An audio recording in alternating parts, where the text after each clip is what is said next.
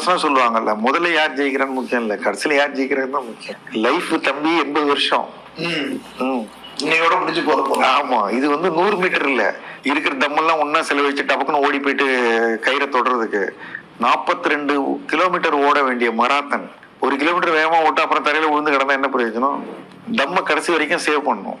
இப்போ நம்ம 40,000 வாங்குறோம்ல, நம்ம அலுவலகத்துல 20,000 வாங்குறவங்க இருக்காங்கல்ல, அவங்க எப்படி வாழறாங்க?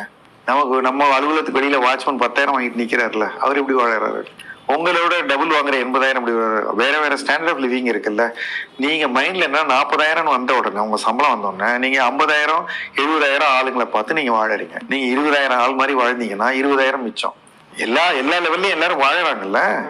நம்ம முதல் செலவு சேமிப்புன்னு அதான் சொல்றாங்க. எடுத்த உடனே எடுத்து வச்சிருங்க. அவசியம்னா எடுங்க. அந்த அவசியம்ங்கிறதே டெஃபினேஷனை மாற்றக்கூடாது.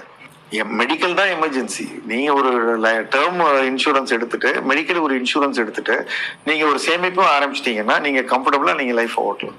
இப்ப இந்த ஹவுசிங் லோன் மாதிரியான விஷயங்களை சேமிப்பா கருதலாமா? கண்டிப்பா கருதலாம்.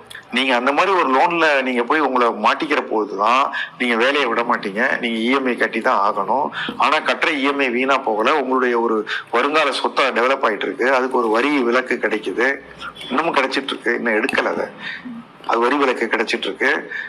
நீங்க சொந்த வீட்டுல இருக்கலாம், அந்த வாடகைக்கு நீங்க பார்க்கலாம். ஒரு அசெட்டை கிரியேட் பண்றீங்க.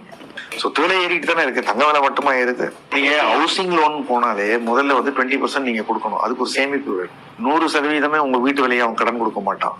ஹேர் கட் பண்ணிட்டு, ஹேர் கட்டுங்கிறது லோன்ல ஒரு கட் பண்ணிட்டு 90% அல்லது 80% தான் கொடுப்பான். அப்போ 20% நீங்க போடணும். அதுக்கு ஒரு சேமிப்பு வேணும். ஆரம்ப கால சேமிப்பு என்பது சீட்டு அல்லது ரெக்கரிங் டெபாசிட். இது பெட்டர்.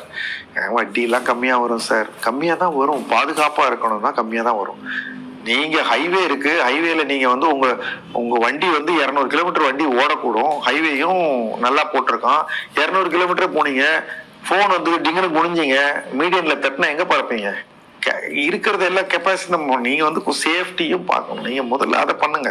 அதுக்கப்புறம் நீங்க கொஞ்சம் நீங்க ரிஸ்க். டைரக்டா நான் ஷேர் வாங்குவேன், எனக்கு எல்லாம் தெரிஞ்சு போச்சுன்னா எல்லா டைரக்டா ஷேர் வாங்கினவங்க கதையும் மார்க்கெட் ஒரு முறை விழுந்தா தெரிஞ்சிடும். அவன் சொல்லுவான், யாரெல்லாம் துணி இல்லாம குளிக்கிறாங்கிறது தண்ணி இறங்கினா தெரிஞ்சிடும்.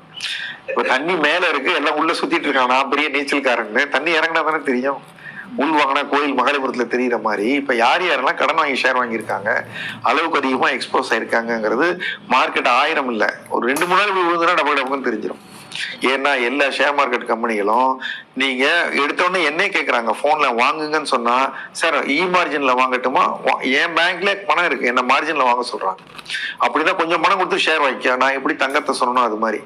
ஏன்னா அவங்களுக்கு நீங்க 10 ரூபா வச்சிருந்தா 100 ரூபாய்க்கு ஷேர் வாங்க முடியும். உதாரணத்துக்கு சொல்றேன், ஒரு கால் 5 டைம்ஸ் கொடுக்கலாம், 3 டைம்ஸ் கொடுக்கலாம். 3 டைம்ஸ் கொடுத்தா கூட டூ மச் ஆஃப் எக்ஸ்போஷர் தானே. நீங்க 1 லட்ச ரூபா தான் பங்கு சந்தையில போடலாம், 3 லட்ச ரூபாய்க்கு பங்கு கொடுக்குறோம். ஏன்னா லாபம் வந்தா 3 லட்ச ரூபாய்க்கு வரும்னு சொல்றான். நஷ்டம் வந்தா யாருக்கு? இப்போ ஓடிக்கிட்டே இருந்து நின்று போச்சு இல்ல, இறங்கலாம்ல.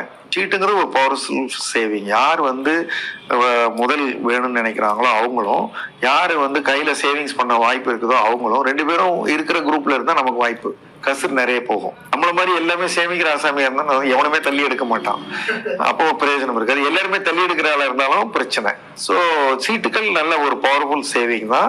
அது ரெஜிஸ்டர்டு சீட்டு கம்பெனியா இருந்தா ஒரு மாத மொத்த பேரும் கட்டுற பணத்தினுடைய தொகையை கொண்டு போய் ரெஜிஸ்டர் ஆபீஸ்ல கட்டிடுறாங்க. அந்த சேஃப்டி இருக்கு. பெண் பிள்ளைகளை வைத்திருக்கிறவங்க, நகை கொடுக்க வேண்டிய ஆப்ளிகேஷன் இருக்கவங்க ஒரு நகை சீட்டு வேண்டாம், நீங்க நகையை ஸ்டாக் மார்க்கெட்ல கிராம் வாங்கலாம். ஆனா அதுலயும் உங்களால திருப்பி அந்த பாஸ்வேர்ட்லாம் உங்களுக்கு புரியாது, டீட்டெயிலா தெரியாதுன்னா பேசாம நகைச்சீட்டை கட்டிடுங்க, இல்லை தங்கமா 1 கிராம கூட வாங்கிடுங்க. ஸோ சின்னதா தொடர்ந்து சேமிப்பு பண்றது. அதாவது செலவழிப்பு மட்டும் பழக்கம் இல்லை, நீங்க சேமிச்சு பாருங்களேன், அது கூட ஒரு கிரேஸ் ஆயிடும் உங்களுக்கு. அப்படித்தான் முதல்ல சேர்த்தாங்க. சேர்த்து வைக்கிறவங்க இந்த நகையெல்லாம் பிரிச்சு வச்சு பார்த்துக்கிட்டே இருப்பாங்க, தனியா உட்காந்து நோட்டை எண்ணி பார்த்துட்டே இருப்பாங்க. ஆமா, மனிதனுடைய கிரேவிங்கிறது எல்லாத்துலயுமே உண்டு. நீங்க சேமிப்புல போய் நம்ம